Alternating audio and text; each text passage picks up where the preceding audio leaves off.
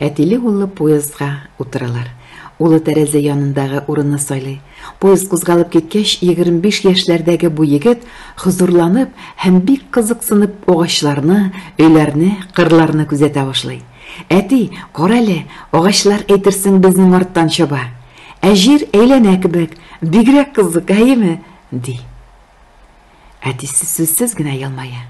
Ә янәшәдә утыручы ир белән хатын бер-берсенә карашып ала. Буй җиткән егетнең үзен 4-5 яшьлек бала кебек тотуына аптырыялар.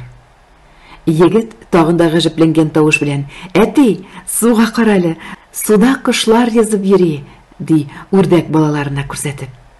Бераздан тагын гаҗәпләнүен яшерә алмыйча: "Болытлар бигрәк матур, әйеме, әти? Әйтерсең дә алар поезд артыннан калмык дип чабалар", ди. Бер кадәр вакыттан соң җил көчәя. Яңгыр сибәли башлый. Тәрәзәне азрак ачып, кулын суза.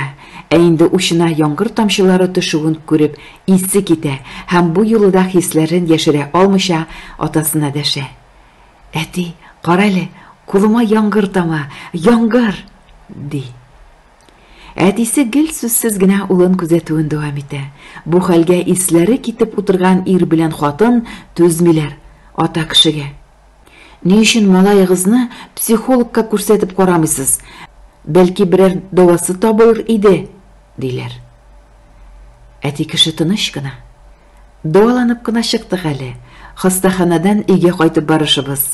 Сукыр иде ул, әле менә яңа күрә башлады", дип җавап бирде. Без кешеләр күп вакыт хатırlanабыз шул. Хакыйкый хәлне, төп сәбәпне белмичә, нәтиҗә ясап куярга, хөкем чыгарырга ашыгабыз. Бер нинди нигезсез кешеләр турында яман уйлаудан сакланыгыз. Чөнки начар уй сүзләрнең иң ялганы.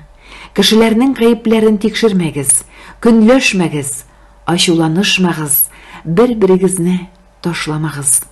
Аллаһның куллары булган хәлдә бер-берегезгә кардәшләр булыгыз.